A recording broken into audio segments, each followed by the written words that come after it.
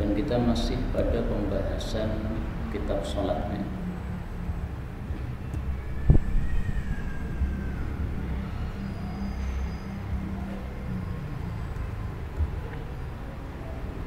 Kalau tidak salah pembahasan tentang Jumat. Baik. Hadis 450. Qala al-muallif rahimahullah ta'ala wa nafa'ana bihi wa bi ulumihi fid dharain amin. Wa an ummi Hisham binti Harithah radhiyallahu anha qalat ma akhadtu qaf, tidaklah saya menghafal surat Qaf wal Qur'anil Majid illa kecuali an lisani Rasulillah sallallahu alaihi wasallam, dari lidahnya Rasul sallallahu alaihi wasallam. Yaqra'uha, Nabi membaca surat Qaf kulla jumu'atin, setiap Jumat, 'alal mimbar, di atas mimbar, idza khataba an-nasa, ketika beliau khutbah kepada para manusia. Hadis diriwayatkan oleh Al-Imam Muslim. Hadis ini menunjukkan bahwasanya seorang khatib Jumat hendaklah di dalam khutbahnya membaca beberapa ayat Al-Quran. Bahkan dalam mazhab Syafi'i ini dianggap sebagai rukun, sehingga kalau khutbahnya belum membaca ayat, ini khutbahnya dianggap belum sah. Meskipun pendapat yang lebih kuat insya Allah bahwa ini belum termasuk rukun. Karena apa? Tidak ada sabda dari Nabi bahwa ini rukun. Nah, menentukan ini rukun ini perlu dalil yang jelas. Mensyaratkan apapun dalam satu ibadah sahnya begini, kalau tidak begini tidak sah, itu perlu dalil yang jelas. Ini bukan sabda Nabi tapi hanya perbuatan. Nah, sudah sering kita sampaikan mujarradul fi'l la yadullu 'alal wujub. Kalau hanya perbuatan saja itu tidak cukup untuk menunjukkan wajib. Tetapi karena Nabi cara khutbahnya begini, maka hendaklah kita ikuti cara khutbah Nabi sallallahu alaihi wasallam. Kemudian kita ambil beberapa faedah dari hadis ini. Faedah yang pertama, perawi hadis ini adalah seorang perempuan, Ummu Hisham. Dia mengatakan, saya tidak hafal surat Qaf kecuali dari lidah Nabi, karena beliau membacanya ketika khutbah Jumat. Nah, ini menunjukkan bahwa wanita-wanita di masa Nabi itu juga menghadiri Jumatan. Minimal Ummu Hisham. Kalau tidak ada yang lain, maka minimal satu orang ini menghadiri Jumatan. Meskipun sebagian ulama mengatakan ini sama sekali tidak menunjukkan dia hadir Jumatan, karena bisa jadi Ummu Hisham ini rumahnya dekat dengan Nabi SAW, sehingga dia pun dari rumahnya bisa mendengar khutbah Nabi SAW. Tapi zahir hadis menunjukkan bahwa Ummu Hisham itu hadir dalam khutbah Jumat. Tapi intinya memang Jumatan meskipun tidak wajib bagi wanita, sah apabila mereka menghadirinya. Faedah yang kedua, kata-kata kulla Jum'ah, beliau membaca surat Qaf setiap Jumat. Ini bukan berarti setiap kali tampil di atas mimbar khutbahnya isinya surat Qaf selalu sampai wafat beliau, enggak begitu. Jadi kata-kata kulla, setiap, itu dalam bahasa Arab tidak selalu diartikan setiap betul-betul, tetapi bisa juga diartikan sering. Nah, di sini lebih tepatnya maksudnya adalah sering. Sering dalam khutbah beliau membacakan surat Qaf. Jadi tema khutbahnya adalah apa? Surat Qaf. Dari mana kita tahu bahwasanya kulla di sini bukan setiap kali, tetapi sering? Dari hadis-hadis yang lain.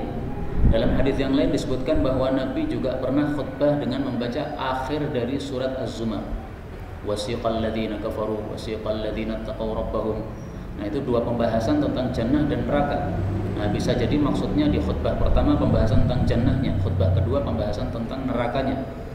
Nah, maka itulah yang dilakukan oleh Nabi SAW, ya, khutbah Jumat dibacakan beberapa ayat dari Al-Qur'anul Karim.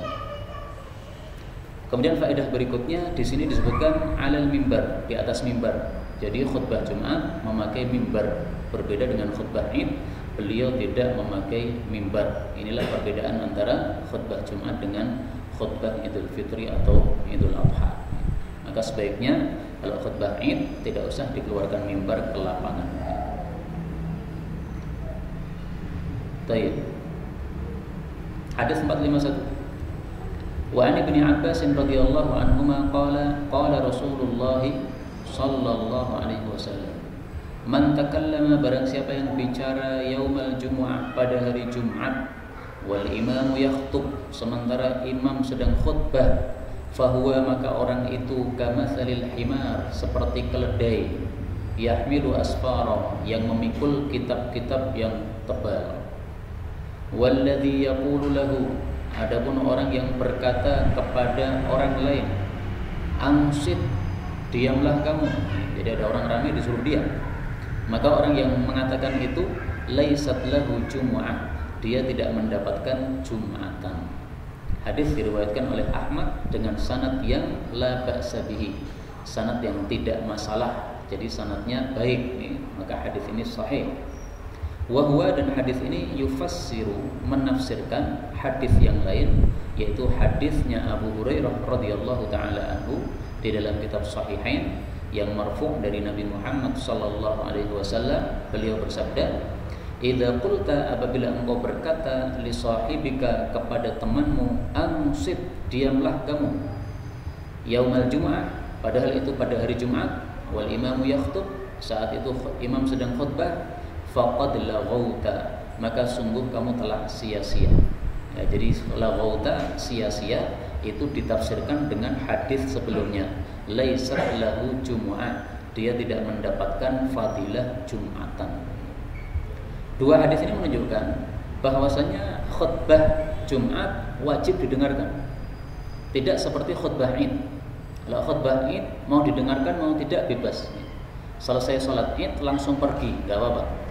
Tetapi kalau khutbah Jumat wajib didengarkan. Karena itulah sebagian ulama berbeda pendapat ketika seseorang masuk Jumatan sementara imam sudah mulai khutbah, ini sholat sunnah tahiyatul masjid atau tidak? Ada perselisihan. Kenapa ada perselisihan? Karena mereka memandang bahwa mendengar Jumatan wajib, sementara sholat tahiyatul masjid adalah apa? Sunnah. Nah, menang mana nih? Menang sunnahnya, yaitu tahiyatul masjid, atau khutbahnya, karena dia wajib untuk didengarkan. Nah, tapi insya Allah nanti akan kita bahas bahwa pendapat yang lebih kuat tetap melakukan sholat tahiyatul masjid. Ini berarti mendengar khutbah Jumat hukumnya apa? Wajib. Bagaimana kalau dia berbicara? Nah, maka kalau dia berbicara, kata Nabi, kamatsalil himar, seperti keledai. Kata-kata keledai dalam bahasa Arab itu menunjukkan atau kinayah dari kebodohan. Kalau orang Jawa mengatakan bodoh kayak kebu, tapi kalau orang Arab mengatakan bodoh kayak keledai. Jadi ikonnya kebodohan bagi orang-orang Arab adalah keledai. Maka maksudnya engkau itu bodoh kalau kamu bicara padahal khutbah sedang berlangsung. Kenapa? Khutbah sedang berlangsung, wajib mendengarkan, kok malah bicara sendiri. Ini berarti bodoh, tidak paham agama. Kemudian di sini dikatakan yahmilu asfara, keledai yang memikul kitab. Keledai mikul kitab, ada gunanya enggak, Pak? Enggak ada. Kalau kita manusia bawa kitab, ada manfaatnya, kita bisa baca. Nah, keledai suruh baca, enggak bakal paham. Dia hanya mikul saja, sudah lelah tapi enggak dapat ilmunya. Nah, ini berarti orang bodoh. Maka maksudnya di sini adalah betul-betul bodoh orang yang ngomong sendiri padahal khutbah Jumat berlangsung. Karena itu haram hukumnya khutbah Jumat berlangsung kita ngomong, enggak boleh.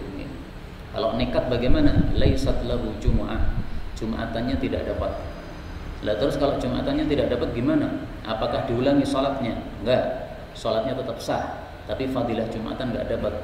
Dia hanya mendapatkan fadilah sholat duhur. Jadi sholat Jumatannya turun menjadi sholat duhur. Ini pahalanya pahala level bawah, bukan pahala level atas. Karena sholat Jumat itu lebih afdal daripada sholat duhur karena adalah sholat yang khusus.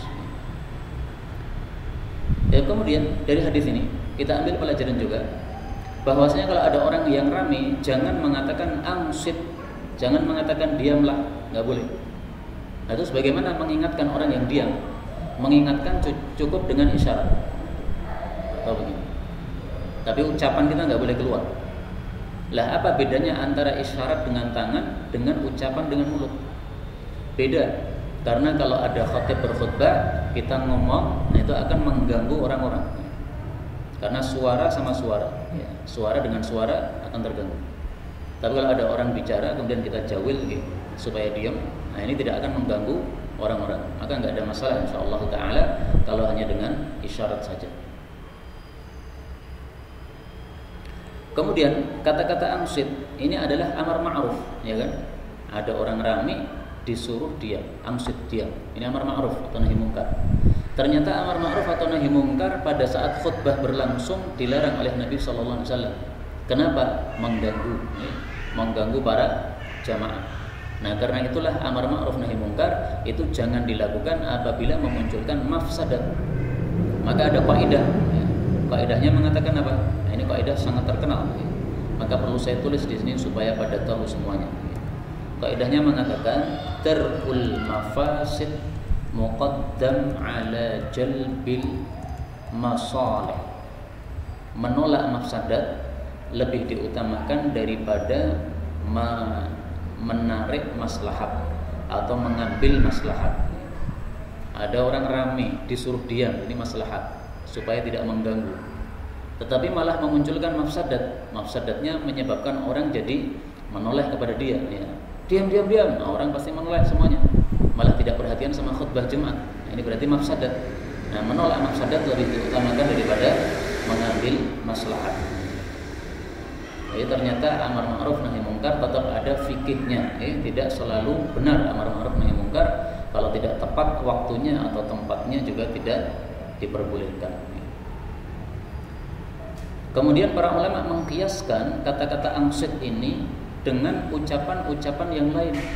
Misalnya kita sudah duduk mendengarkan Jumatan, ada orang yang datang, kemudian dia mengatakan Assalamualaikum, salam sama kita. Nah, kita sebagai orang yang mendengarkan khutbah jangan menjawab. Karena kalau menjawab itu sama dengan mengatakan angsit ini tadi, ya. Mengatakan diamlah atau mengatakan waalaikumsalam atau mengatakan yarhamukallah, sama aja. Jadi kalau ada orang bersin mengucapkan alhamdulillah, enggak usah dijawab yarhamukallah kalau sedang khutbah apa? Jumat. Karena memang kewajiban kita adalah kewajiban sedang mendengarkan khutbah Jumat. Ada pengecualian, Pak. Boleh seseorang itu bicara tapi ada syaratnya. Syaratnya apa? Hadis 453. Wa an Jabirin radhiyallahu anhu qala dakhala telah masuk rajulun seorang laki-laki yaumal jum'ah pada hari Jumat. Wan nabiyyu sallallahu alaihi wasallam yakhutub. Waktu itu Nabi sedang khutbah. Faqala, maka Nabi bertanya, "Shallaita? Kamu sudah salat belum? Salat tahiyatul masjid?" Qala, dia mengatakan, "La, belum." Qala, beliau mengatakan, "Qum, bangkitlah, fasalli rak'atain, maka salatlah 2 rakaat tahiyatul masjid." Hadis muttafaqun alaih. Hadis ini menunjukkan bolehnya jamaah berbicara pada saat khutbah berlangsung apabila bicaranya sama imam. Jadi imamnya misalnya bacaan Qur'annya salah, menyampaikan ayat Qur'an salah. Nah, makmum boleh berdiri mengatakan, "Maaf Pak Imam, bacaannya salah." Atau Pak Imamnya menyampaikan hadis palsu. Nah, panjenengan sudah mengetahui itu hadis palsu, jangan diam. Sampaikan, "Mohon maaf Pak Imam, itu hadisnya palsu." Nah, maka disampaikan seperti itu enggak apa-apa. Karena kalau ditunggu sampai khutbahnya selesai, nanti khutbah selesai orang-orang sudah terlanjur pulang, sehingga mereka sudah menganggap itu sabda Nabi padahal hadis yang palsu. Maka diingatkan langsung, enggak ada masalah. Nah, di sini dialognya antara Nabi dengan rajul, seorang laki-laki, ini namanya Sulaik al-Ghatafani. Dia datang terlambat, maka ditegur oleh Nabi, "Sudah salat belum Pak? Pak Sulaik?" Maka Pak Sulaik mengatakan belum. Nah, ini berarti kan ngomong belum. Enggak apa-apa. Kemudian Nabi mengatakan, "Qum, bangkitlah, fasholli rak'atain, salatlah 2 rakaat." Nah, dari sini kita ambil 2 pelajaran. Pelajaran pertama, orang yang datang terlambat pada waktu khutbah Jumat tetap melakukan salat tahiyatul masjid. Meskipun salat sunnah tahiyatul masjid adalah sunnah dan mendengarkan khutbah Jumat adalah apa? Wajib. Jadi ini hukum khusus. Biasanya yang namanya sunnah tidak bisa mengalahkan yang wajib.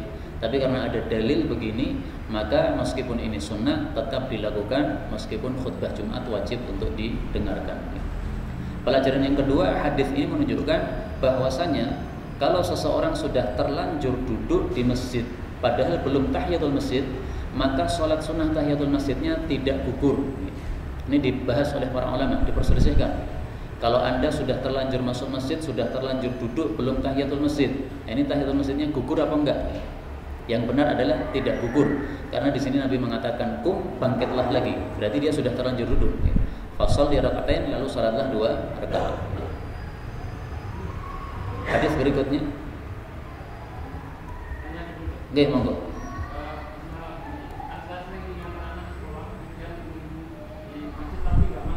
Iya.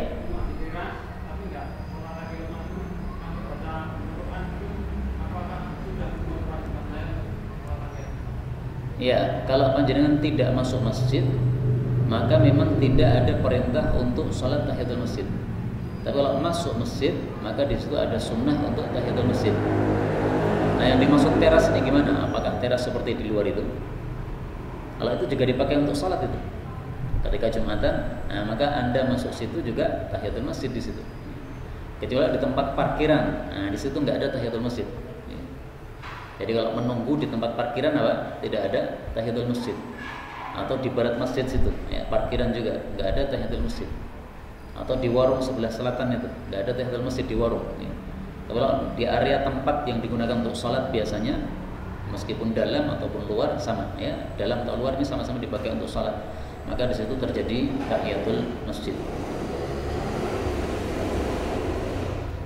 Kemudian bagi orang yang sudah terlambat datang Jumatannya, maka hendaklah sholat tahiyatul masjidnya jangan lama-lama, ya, cepat aja. Karena Nabi mengatakan pada hadis yang lebih lengkap, ya Sulaik, wahai Pak Sulaik, bangkitlah, farka' rak'atain, sholatlah 2 rakaat, wa tajawwaz fihima, cepatkan sholat engkau tersebut. Jadi bacaannya jangan panjang-panjang, ya. Qul huwa aja nggak ada masalah.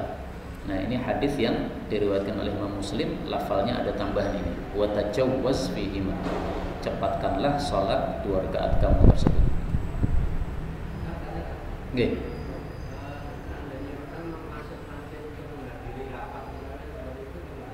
Tetap ada tahiyatul masjid. Jadi tahiyatul masjid itu menghormati masjid. Bagaimana menghormati masjid? Masuk masjid, sholat 2 rakaat. Mau rapat, mau taklim atau mau apapun, pokoknya di masjid. Bahkan mau tidur juga begitu. Misalnya di rumah kita nggak ada kipas angin, di masjid ada kipas angin, enak kan? Atau ada AC-nya. Ya. Nah, ba'da zuhur pilih tidur di masjid, nggak apa-apa, ya boleh tidur di masjid, nggak ada masalah. Ada AC-nya enak. Ya. Nah, sholat dulu 2 rakaat. Tapi memang tidak wajib, ya. Hukumnya apa? Sunnah menurut mayoritas para ulama. Tapi sunnah-sunnah pun kalau kita lakukan pahalanya besar. Oke. Sebentar, ini dulu nih. Nah, tahiyatul masjid tetap disunahkan meskipun waktunya ba'da subuh atau ba'da asar. Monggo. Qobliyah ba'diyah itu sudah termasuk tahiyatul masjid apabila kita lakukan sebelum kita duduk di masjid. Jadi intinya tahiyatul masjid itu adalah sholat yang pertama kali kita lakukan ketika masuk masjid. Mau itu sholat wajib, mau itu sholat sunnah, bebas. Semuanya adalah sholat tahiyatul masjid. Jadi intinya tahiyat menghormati al-masjid. Masjid gimana menghormatinya? Sebelum duduk sholat. Tapi seandainya tidak sempat, boleh diundur. Saya duduk dulu, setelah duduk selesai, baru sebelum pergi sholat. Tidak ada masalah. Tapi lebih afdalnya adalah sebelum duduk. Ada lagi mungkin tadi? Oke. Okay.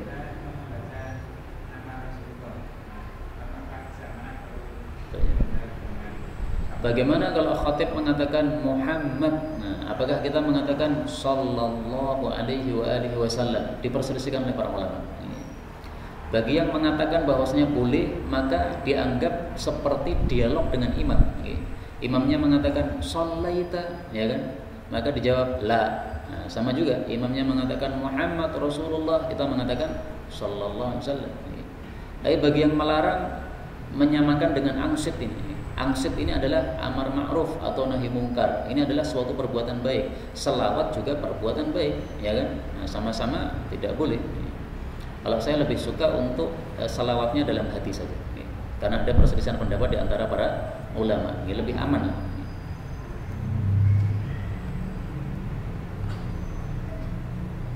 Termasuk amin itu, Pak. Khatibnya membaca doa, diaminkan atau betul? Nah, kalau Syekh Mustafa Al-Buqa waktu itu daurah di Iskarima, nggak ada yang mengaminkan, semuanya diam. Maka beliau marah, ayo amin semuanya, kok malah menang. Jadi tengah-tengah khutbah, tengah-tengah beliau doa itu, beliau menyuruh kita untuk amin. Ya memang yang beredar di sana kayaknya mereka tidak pada angkat tangan, ya aminnya juga hanya di batin saja. Nah, sehingga oleh beliau dihasung untuk angkat tangan dan mengucapkan amin. Ya itu semuanya khilaf di antara para ulama, ya perselisihan pendapat. Cukup kalau kita mengucapkan amin dengan hati, nggak ada masalah. Hadis berikutnya 454. Wa an Ibnu Abbas radhiyallahu anhuma anna an-nabiyya sallallahu alaihi wasallam kana biasanya yaqra membaca fi salatil jumu'ah dalam salat Jumat suratul jumu'ati wal munafiqin. Surat Jumat rakaat pertama dan surat al-munafiqin rakaat yang kedua. Hadis riwayat Muslim. Ada 3 sunnah. Sunnah yang pertama ini surat al-Jumu'ah dan surat al-munafiqin. Sunnah yang kedua hadis 455. Walahu 'anin Nu'man bin Bashir radhiyallahu anhuma kana Rasulullah sallallahu alaihi wasallam yaqra'u, biasanya Nabi membaca fil idain pada 2 salat Id, Fitri dan Adha, wa fil Jumu'ah, demikian juga pada salat Jumat, sabbihisma rabbikal a'la wa hal ataka hadithul ghashiyah. Nah, di sini hanya ada 2 sunnah. Sayang sekali tidak ditampilkan hadis yang ketiga. Hadis yang ketiga ini adalah rakaat pertama membaca al-Jumu'ah, rakaat kedua membaca al-Ghasyiyah. Dan ini karena tidak ditampilkan dalam Bulughul Maram, maka banyak orang yang tidak paham sunnah ini. Sehingga jarang sekali kita temukan khatib Jumat bacaannya rakaat pertama al-Jumu'ah, rakaat kedua al-Ghasyiyah. Kalau Jumu'ah sama munafikin banyak. Kalau al-A'la sama al-Ghasyiyah banyak. Tapi al-Jumu'ah sama al-Ghasyiyah ini jarang sekali. Karena itu sengaja kalau saya jadi khatib Jumat biasanya pilih al-Jumu'ah sama al-Ghasyiyah. Kenapa? Menghidupkan sunnah Nabi sallallahu alaihi wasallam. Tapi semuanya itu sunnah. Dan yang harus kita ketahui bahwa surat-surat ini tidak wajib dibaca pada sholat Jumat. Mau baca apa saja bebas. Jadi jangan menganggap ini sesuatu yang harus. Sehingga kalau ada imam membaca yang lain kemudian kita tegur, Pak Imam nggak sesuai sunnah, nggak begitu. Mau baca apa saja bebas. Hanya kenapa Nabi memilih surat Al-A'la sama Al-Ghasyiyah? Karena Al-Ghasyiyah ini bicara tentang akhirat. Waktu itu kan orang-orang kumpul banyak. Nah, maka seolah-olah Nabi mengingatkan, kalian wahai manusia jangan mikir dunia terus, mikirnya akhirat. Karena dunia cuma sementara, 60 tahun paling mati. Setelah itu akhirat, mempertanggungjawabkan amal kita. Demikian juga kenapa dipilih surat Al-Jumu'ah sama Al-Munafiqin. Karena waktu itu orang-orang munafik pada kumpul. Orang-orang munafik kalau Jumatan semuanya ikut. Karena kalau tidak ikut khawatir mereka diketahui kemunafikannya. Nah, maka pas mereka kumpul, Nabi nasihati dengan surat Al-Munafiqun. Demikian juga surat Al-Jumu'ah isinya tentang apa? Isinya tentang ada perintah untuk apa? Untuk banyak zikir kepada Allah Subhanahu wa taala. Nah, ini adalah sesuatu yang baik untuk disampaikan kepada orang-orang yang sedang kumpul. Banyaklah zikir kepada Allah Subhanahu wa taala dan seterusnya. Nah, maka boleh seorang imam itu memilih ayat-ayat yang berkaitan dengan kondisi yang sedang dia hadapi. Misalnya ada gempa, misalnya. Nah, maka ketika khatib menjadi imam, dia membaca ayat-ayat yang bicara tentang gempa atau tentang siksa Allah Subhanahu wa taala supaya diambil pelajaran, enggak ada masalah. Atau misalnya sedang ada akad nikah di masjid. Nah, setelah itu imamnya jadi khatibnya jadi imam. Nah, kemudian ayatnya yang dibaca tentang pernikahan, enggak ada masalah yang berkaitan dengan kondisi orang-orang yang sedang berada di tempat tersebut. Ini sesuai sunnah Nabi sallallahu alaihi wasallam. 456. Wa an Zaid bin Arqam radhiyallahu anhu qala sallan nabiyyu, telah salat Nabi Muhammad sallallahu alaihi wasallam al-Id, salat Id. Thumma, kemudian rakhasa, beliau memberikan rukhsah keringanan fil Jum'ah, dalam salat Jumat. Faqala, beliau mengatakan, man syaa, barang siapa yang mau ayyusalliya, untuk salat Jumat, fal yusalli, silahkan salat Jumat. Maksudnya siapa yang tidak mau juga boleh untuk tidak datang Jumatan. Hadis diriwayatkan oleh Imam 5 kecuali Tirmidzi dan disahihkan oleh Ibnu Khuzaimah. Hadis ini menunjukkan bahwasanya salat Idul Fitri atau Idul Adha kalau bertemu dengan hari Jumat, maka salat Idul Fitri ini menggugurkan kewajiban Jumatan. tetapi kembali ke hukum asal yaitu sholat zuhur. Jadi bukan total semuanya tidak dilakukan, enggak. Karena kalau kita tidak melakukan sholat zuhur juga tidak melakukan sholat Jumat, itu nanti kita bertentangan dengan hadis Isra Mi'raj, di mana Allah menetapkan dalam Isra Mi'raj sholat dalam satu hari adalah 5 kali. Nah, kalau kita yang wajib maksudnya, yang wajib adalah 5 kali. Nah, sementara sholat Id itu kan sunnah.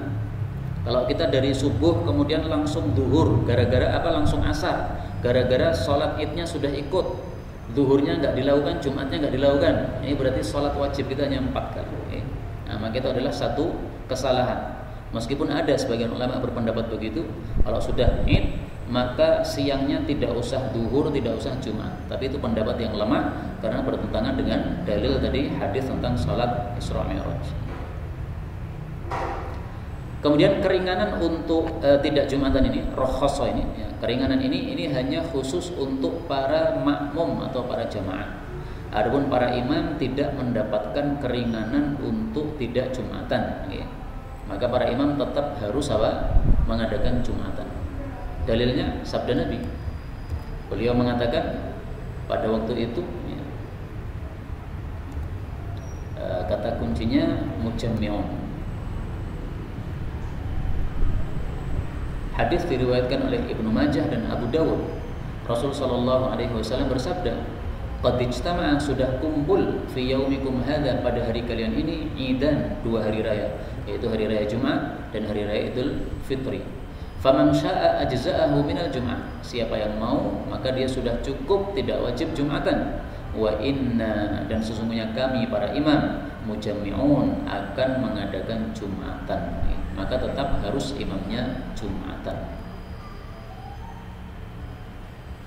Hadis berikutnya 457.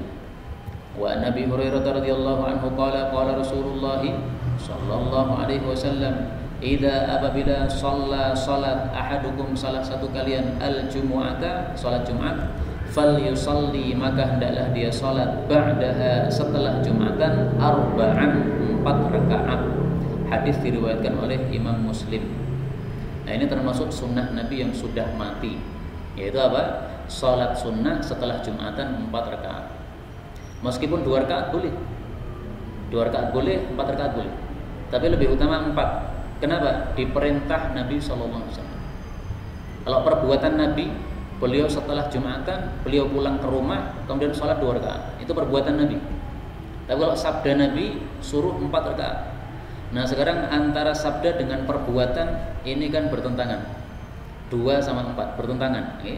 Yang benar mana? Semuanya benar. Hanya para ulama buat kaidah. Kaidahnya mengatakan gini: al-qaulu muqaddamun 'alal fi'li.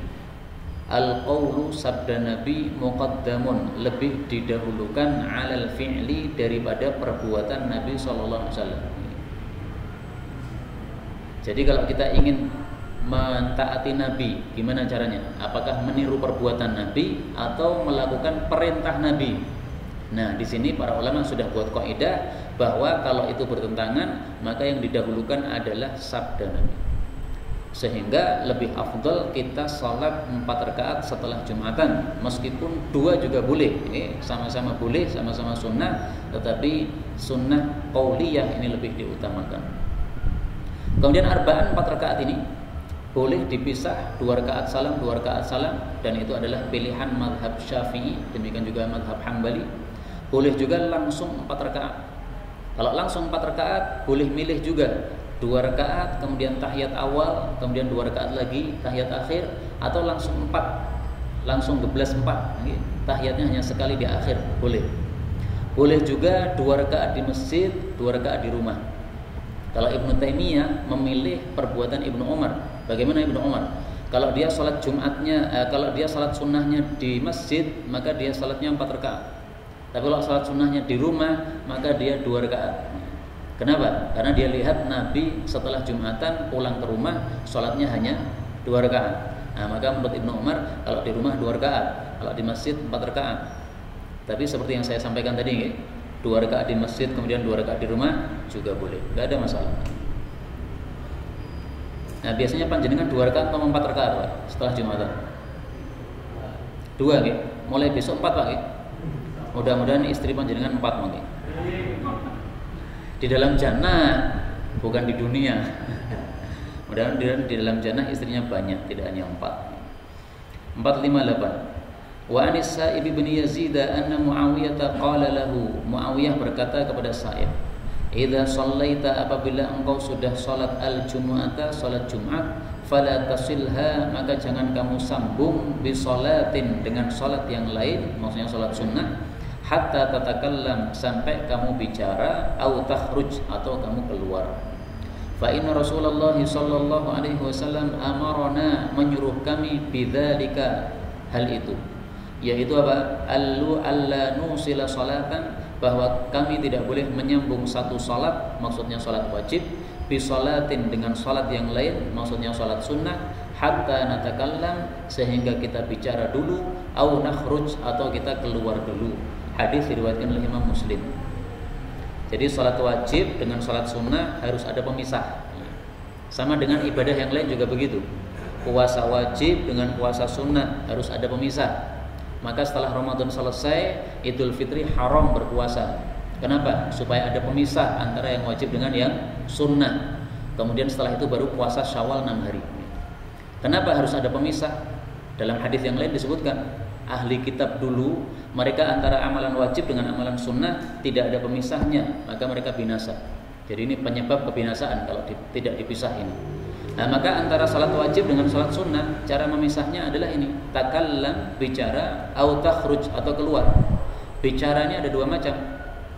Bicara dengan teman kita, misalnya mengatakan assalamualaikum, ini sudah bicara, atau wirid, subhanallah, alhamdulillah, dan sebagainya.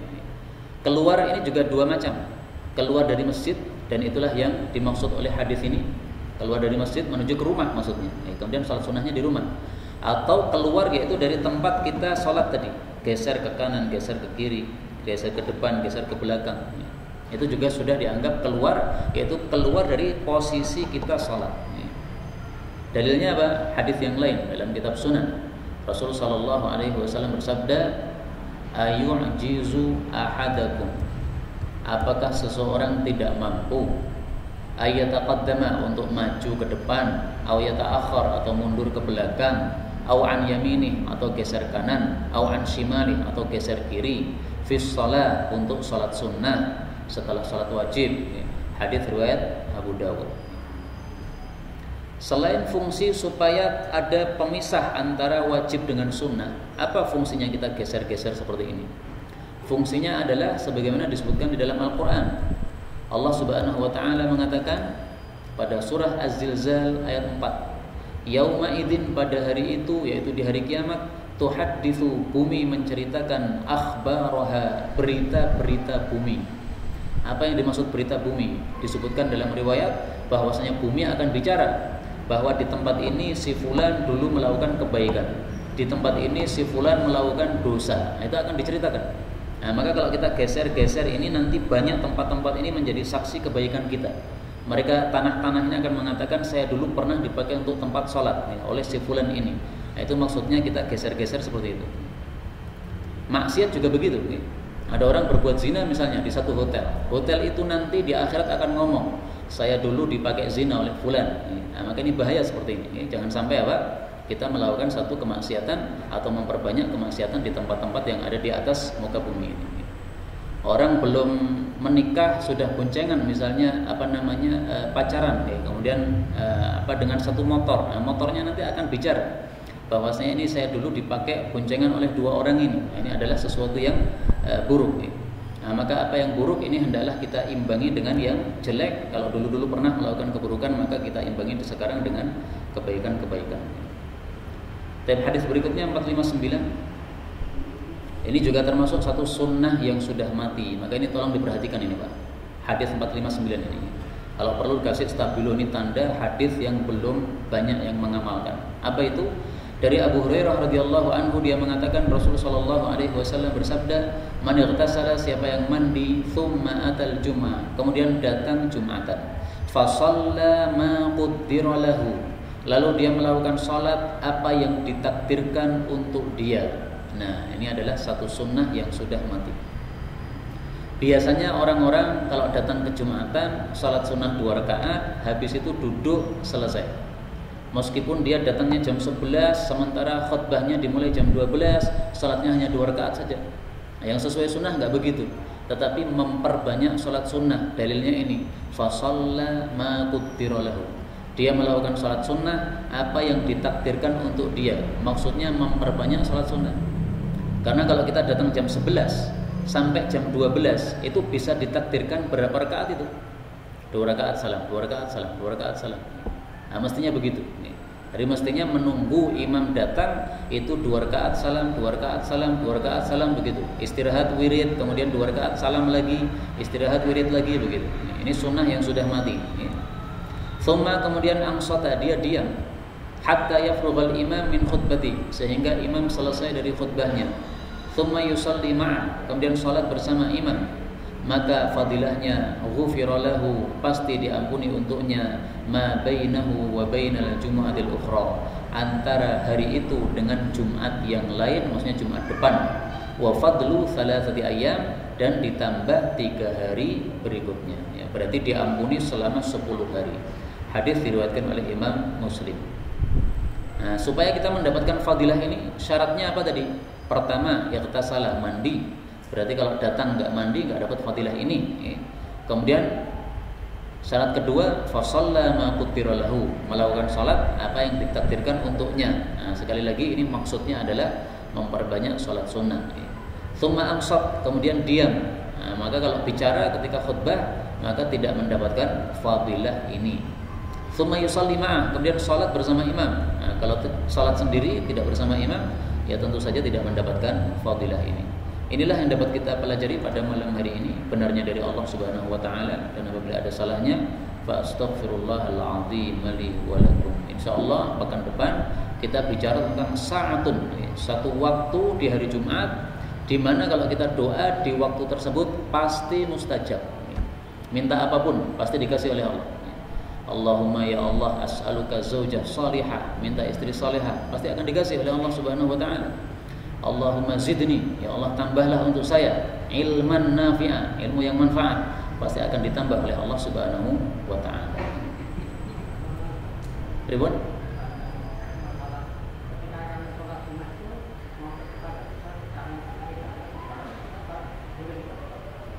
Bagaimana kalau kita mau sholat sunnah sementara kanan, kiri, depan, belakang semuanya penuh, nggak bisa bergerak? Apakah boleh sholat di tempat itu? Boleh, karena kita sudah takallam, sudah bicara. Tadi kan boleh milih lagi. Pemisahnya boleh takallam, boleh bicara, atau takhruj, atau keluar. Tapi menurut saya tetap bisa geser, Pak. Jadi misalnya kita di tegel yang ini pas garisnya ini. Nah, ini kita maju sedikit di tegel depannya. Meskipun masih di tempat kita, maju sedikit, nggak ada masalah, itu sudah geser. Monggo. Yang sholat harus mandi, itu masuk mandi. Kalau kita kan kerja mandinya itu tapi tujuan itu sekali atau dua. Mandi Jumatan itu sudah sah apabila dilakukan setelah terbit matahari. Karena waktu Jumatan adalah setelah terbit apa? Matahari. Nah, maka para ulama menilainya itu adalah setelah terbit matahari. Jadi nggak ada masalah. Tetapi kalau setelah terbit matahari kita mandi, kemudian kita keringatan lagi, maka itu gugur mandinya tadi. Untuk Jumatan harus apa? Mandi lagi. Kalau kerjanya kerja yang keringatan ya, kayak misalnya tukang batu dan sebagainya. Kalau hanya keringat sedikit, kayak kita berjalan, kemudian ya namanya orang naik motor ya pasti ada keringatnya dikit-dikit, ya, nggak ada masalah, itu tidak menghilangkan mandi kita. Karena mandi itu tujuannya apa? Supaya bersih. Supaya kalau kita Jumatan orang samping kita tidak begini. Nah, kalau kita udah tukang batu kan, udah kerja keras begitu, kita sholat di sampingnya orang pasti mereka akan menghindar. Kenapa? Baunya kurang enak, keringatnya banyak. Ada lagi? Oke.